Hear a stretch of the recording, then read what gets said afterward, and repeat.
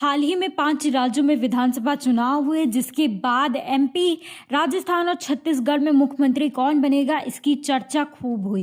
कांग्रेस ने तो तेलंगाना में जीतने के बाद ही वहां के सीएम का ऐलान कर दिया था, लेकिन बीजेपी ने काफ़ी समय लिया, जिसके बाद उन्होंने एमपी, राजस्थान और छत्तीसगढ़ में सीएम कौन होगा, इसके नाम की घोषणा करने के लिए बीजेपी ने काफ़ी समय लिया और जिसके बाद अब उन्होंने तीनों राज्यों में सीएम के पद के नाम घोषित कर दिए हैं, जिसके बाद अब सभी राज्यों के सीएम ने अपनी कुर्सी संभाल ली है। लेकिन मध्य प्रदेश में एक ऐसे राज्य है जहां नए मुख्यमंत्री बनाने के बाद पूर्व मुख्यमंत्री को लेकर उनके समर्थन भावुक होते हुए दिखाई देने लगे। इसी बीच समाजवादी पार्टी के मुखिया अखिलेश यादव ने बीजेपी पर निशाना साधते हुए कहा कि मध्य प्रदेश में मामा की वजह से सरकार बनी, अब वही मामा दुखी हैं। इसके अलावा अखिलेश यादव ने बीजेपी पे तंज कसते हुए और क्या कुछ कहा है, आप भी सुनिए।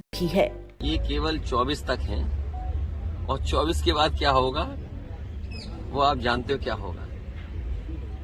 ये केवल दिखाने के लिए है, जो कहावत है ना वो वही है कहावत। ये केवल दिखाने के लिए है, क्योंकि मध्य प्रदेश की बात आपने कही है। मध्य प्रदेश में ये कहा गया और अखबारों में आज भी निकल रहा है, सोशल मीडिया पे आज भी चल रहा है कि जो लाडली योजना थी उसकी वजह से सरकार बनी। देश के प्रधानमंत्री जी ने भी ये कहा कि महिलाओं का वोट ज्यादा मिला। अब आप खुद कल्पना करिए कि लोकतंत्र में जिस नेता की वजह से सरकार बनी हो वही मामा दुखी हो, मामा को दुखी करना ये अच्छी बात नहीं है। और इसका परिणाम जो आने वाला है वो आने वाले समय में 24 को आप देख लेंगे। 24 आप कन्नौज में बताइए, क्या कोई कारखाना लग गया, क्या उद्योग कोई आ गया? यही बीजेपी के लोगों ने सपना दिखाया कि निवेश के लिए हम बड़े बड़े कार्यक्रमों का आयोजन हुआ। क्या निवेश पहुंचा जमीन पर?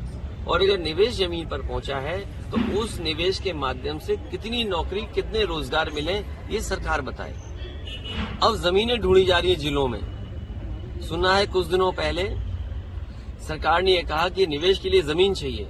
जो सरकार 2 साल होने वाले हैं, अगर निवेश के लिए जमीन नहीं ढूंढ पाई है तो निवेश होगा कहां पर? आपके जिले में भी कहीं न कहीं जमीन चिन्हित करने की कोशिश की होगी। तो बताइए, निवेश के लिए जमीन ढूंढ रहे हैं और जो निवेश के लिए सब कुछ तैयार है वो आधा अधूरा पड़ा हुआ है। एम्बुलेंस इन्होंने बर्बाद कर दी, पुलिस को बेईमान इन्होंने बना। मैंने कई मौकों पर कहा कि जिस तरह का परिणाम आया है भारतीय जनता पार्टी के लिए चिंता का विषय है। जहां कहीं टीवी पे, अखबार में या और लोगों से जो सुनने का मौका मिला है, सभी ने ये कहा कि परिवर्तन के लिए जनता ने वोट दिया।